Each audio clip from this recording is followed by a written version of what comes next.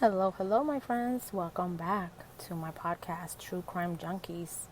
I just want to remind everybody that I will post a new episode each week, and you never know, I may surprise you with a second double episode posting. So just make sure to subscribe today and also follow us on Instagram and Facebook.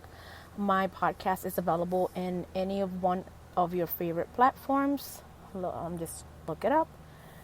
Today we will be discussing an interesting case that was brought to my attention by one of my podcast listeners. And how about we just get started and dive right into it. We will be talking about the case of a girl named Nicole Morris. She was born July 25th, 1995 in Greenville, Tennessee. Nestled right in the rural confines of Greene County, Tennessee, with a population of a little over 15,000. Greenville is not a town where one will go to if you are expecting to have thrills and adventures, those kind of things, but it was a small town. Jessie was the daughter of Rusty and Tammy Morrison. She had three sisters named Trista, Kayla, and Cheyenne Morrison. Jessie was a loving mother of two little boys, Shannon and Camden Morrison. On August 21st, 2016, a late night of Jude Neal Loop in Alton, a gentleman was walking his dog along the desolated one-lane road, and there, sadly, he found the body of the 21-year-old mother of two, Jessie. That's where she was discovered. She had been brutally beaten and had died after suffering trauma to her head. The Tennessee Bureau of Investigations, which was called to the scene immediately, determined that the assailant had used a blunt object to carry out the crime. The saddest part is they discovered the victim was pregnant at the time of death. And the autopsy showed Morrison suffered several skull fractures along with cuts, bruises, and other lacerations. Injuries indicated that she did fight for her life. She fought off her attacker before she died. And the forensic pathologist who performed the autopsy testified at the trial that Morrison died of a blunt force injury. Morrison's death was ruled a homicide. So after all the investigations are going around, news went around that the police were investigating a murder, and it caused quite a furor. The furor in the town. That mood darkened further when it emerged that the primary suspect was a 51-year-old grandmother. And that was a shock. The murder sent shockwaves through the town, as Morrison was not one to have enemies. She was a mom of two that's, stayed to herself. And she had never been the type to hang out with wrong crowds. She was very well liked by everybody and friends and family. And everybody who knew her, to them, she was just a great mother of two children, ages 3 and 1.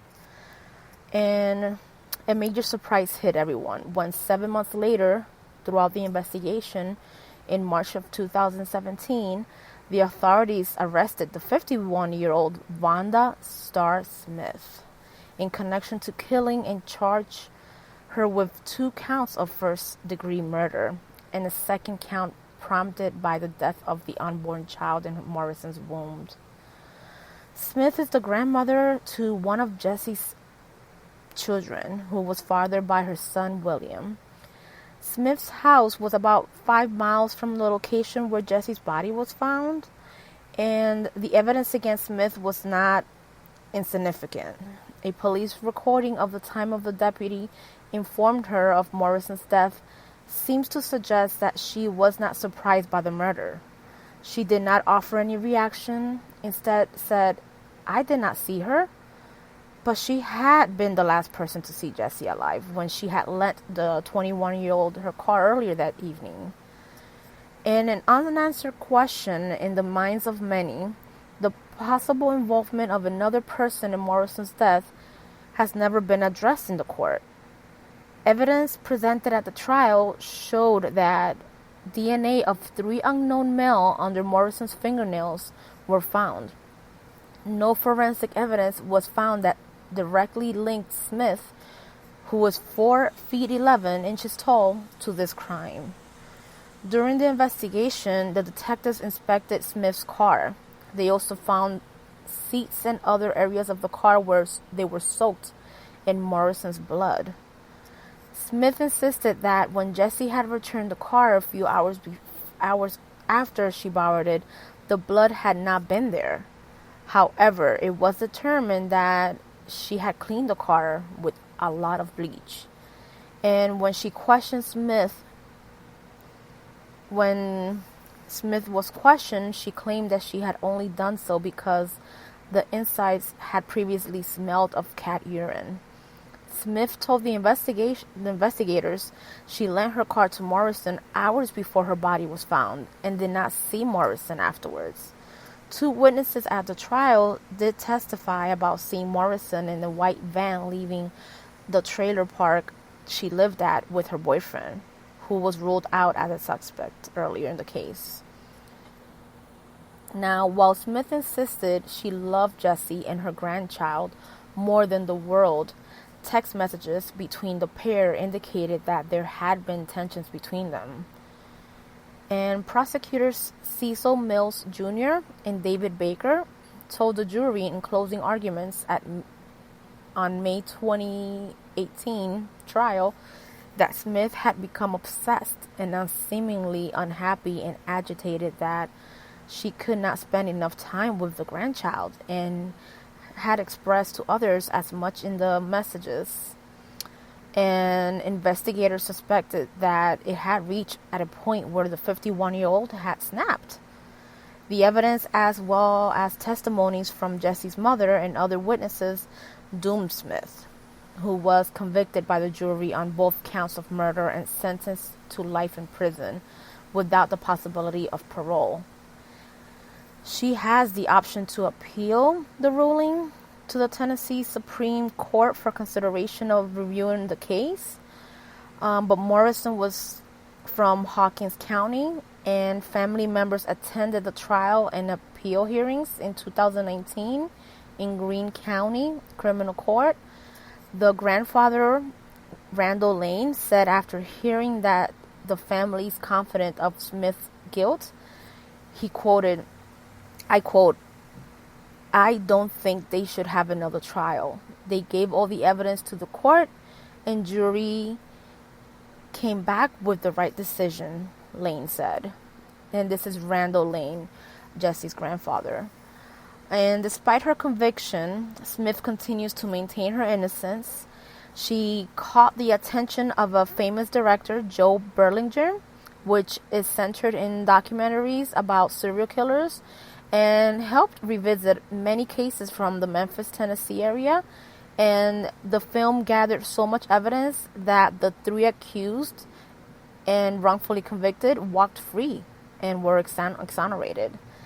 It inspired Berlinger to undertake a new documentary called Wrong Man, where with his team of private investigators, they explore cases of people that he felt were in jail for crimes they did not commit. So now Smith's story will be the subject of his latest season, in which his team will be investigating and break down the irregularities they believe got the innocent grandmother behind bars. So I am kind of looking forward to see what this documentary brings. It's mentioned that it's going to be coming out in 2023. And there is a lot of rumors that I read online where some people in town do suspect that other people may have been involved in the crime, or that Smith may be covering for someone, or she may know who did it and she's protecting them. But she is going to continue fighting her innocence and appeal for her case to be reviewed and reopened.